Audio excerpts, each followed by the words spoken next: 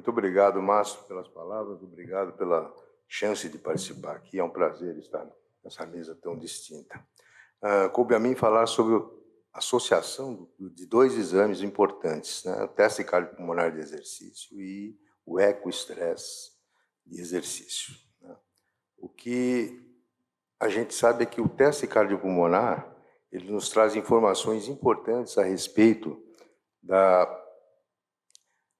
da integração dos sistemas respiratório, cardíaco e muscular e, consequentemente, nos permite identificar com algumas variáveis alterações, não só cardiovasculares, mas principalmente pulmonares e metabólicas, sobre a verdadeira o funcionamento desses sistemas. E nós conseguimos identificar aí algumas variáveis que podem ser de grande auxílio no nosso dia a dia para a interpretação das cardiopatias. Mas o teste cardiopulmonar por si só ele não permite uma avaliação cardiovascular mais completa. E para isso o eco de exercício é uma ferramenta extremamente importante. Vem sendo cada vez mais utilizada, mas a associação entre ecoexercício e teste cardiopulmonar está ficando uma associação mais frequente, não no nosso meio, talvez no nosso meio em algumas instituições ainda caminhando, mas o fato é que tem um prognóstico muito bom e porque traz informações relevantes a respeito não só diagnósticas, como prognósticas das doenças cardiovasculares.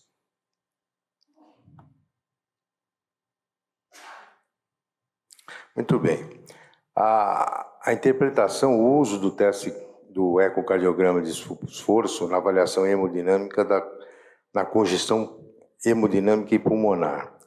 Nós podemos perceber aqui que essa relação E', que é dada pela relação pelo pico de pressões de fluxo de enchimento do ventrículo esquerdo, são validados então por essa relação, e em relação ao pico de pressão no anel tricúspide, né? Nós temos aqui então que essa relação E' representando então as pressões de enchimento do ventrículo esquerdo, elas não se alteram durante o exercício, tanto no repouso quanto no exercício de 75 watts, aqui especificado, e mais de 100 watts, nós não temos uma alteração significativa dessas pressões, porque os mecanismos estão funcionando adequadamente e isso acaba não acontecendo. Porém, essa relação se altera muito nos indivíduos portadores de algumas cardiopatias, de cardiopatias específicas, que naqueles indivíduos que são assintomáticos e acabam desenvolvendo sintomas ou sintomas em dúvida, nós fazemos esse tipo de investigação. Apenas lembrando rapidamente, né, que a pressão capilar em repouso sendo normal, você aplica o exercício físico e ocorre imediatamente uma elevação da pressão arterial e uma elevação da frequência cardíaca. Essa elevação da pressão arterial ela acaba acarretando um alentecimento e retardo do relaxamento do ventrículo esquerdo, que associado ainda a uma diminuição da sucção ventricular, leva o indivíduo à elevação da pressão diastólica de VE, assim como por si só a elevação da frequência cardíaca associado a um miocárdio menos complacente, acaba levando à elevação da pressão diastólica de VE, e daí a elevação de átrio esquerdo, pressão capilar e o aparecimento de sintomas. Bom, eu vou passar mais para exemplificar isso do que ficar falando de teoria, para a gente ter uma ideia do que é essa associação de teste cardiopulmonar. Esse aqui é um indivíduo com insuficiência cardíaca, fração de ejeção preservada.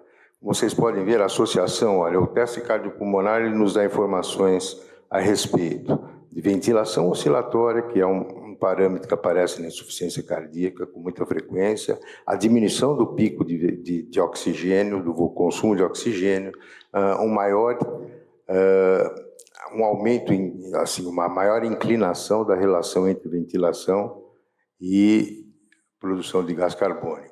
No ecocardiograma, nesse momento, vocês identificam aqui uma fração de ejeção que não piora, a fração de ejeção preservada, mas a piora acentuada dessa relação, ou seja, o aumento da relação a um nível acima de 15 dessa taxa. Normalmente não sofre a pressão de enchimento, né? A relação E linha não sofre esse aumento, e aqui é exatamente o momento em que ocorre isso e que começam a aparecer os sintomas.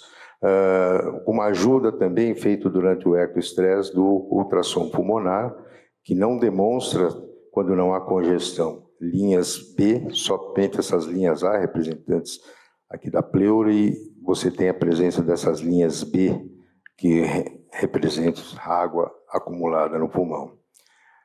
Importante aqui, vou trazer um caso de estenose aórtica.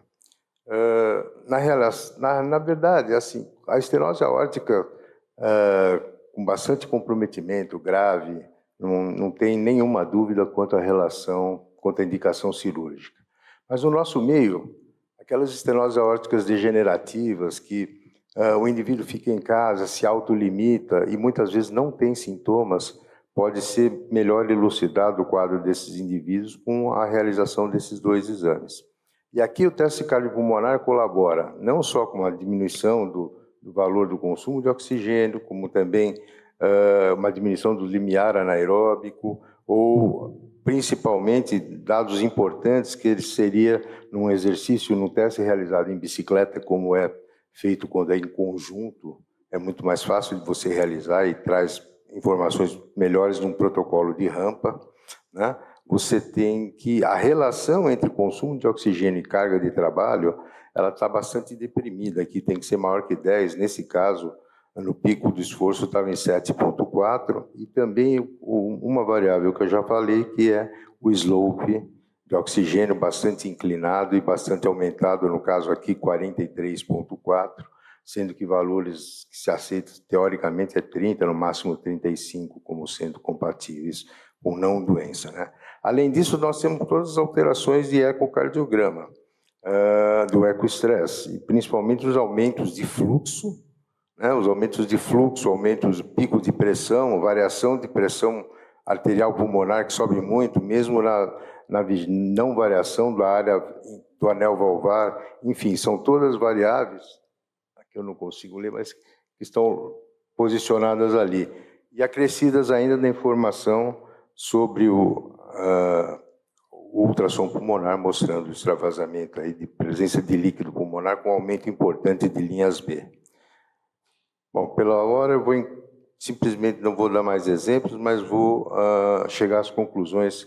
Acho que o recado é esse: o teste cardiopulmonar associado ao ecoestresse esforço, fica demonstrado que tem um valor diagnóstico em vários contextos clínicos, insuficiência cardíaca, cardiopatia orovalvar, enfim, hipertensão pulmonar. E essa combinação, o mais importante, é que, associada com medidas clínicas e laboratoriais, das quais a gente nunca pode esquecer, que fazem parte de um conjunto total de análise, né, permitem estratificar de uma maneira importante e muito eficiente no prognóstico em relação a pacientes com cardiopatias, ou seja, pode mudar a vida do indivíduo, a nossa conduta a partir da compreensão dessas variáveis obtidas em esforço. Muito obrigado pela atenção.